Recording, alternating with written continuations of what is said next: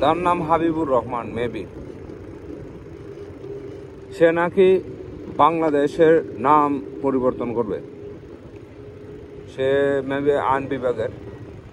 তো আমি বলতে চাই, তুই আইন বিভাগের কিভাবে তুই হইছিস? তুই আইন বিভাগের দাবি করস কেন? এই ছাগল, তুই দেশের নাম পরিবর্তন করা মানে কি বুঝস?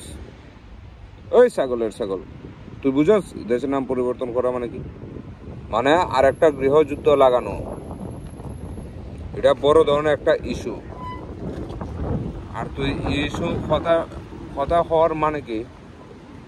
তুই কার কাছ থেকে 6 কোটি টাকা খাইছিস তুই ইস্যুলি এমন হওয়ার যে কথা হওয়ার জন্য? হ্যাঁ, তোর কি সাধারণ কমন সেন্সে নাই যে দেশের নাম পরিবর্তন করা মানে কি? হ্যাঁ,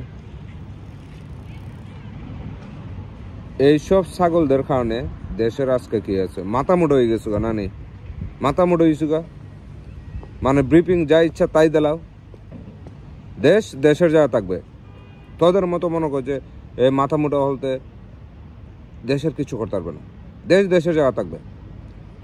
দল পরে, যে কোনো দল পরে, দেশ দেশের মতো থাকবে। দেশের নাম করে চেঞ্জ করা হবে। দেশের নাম করে চেঞ্জ করার কথা উঠলো, এই ছাগল দেশের নাম করে চেঞ্জ করার কথা উঠলো।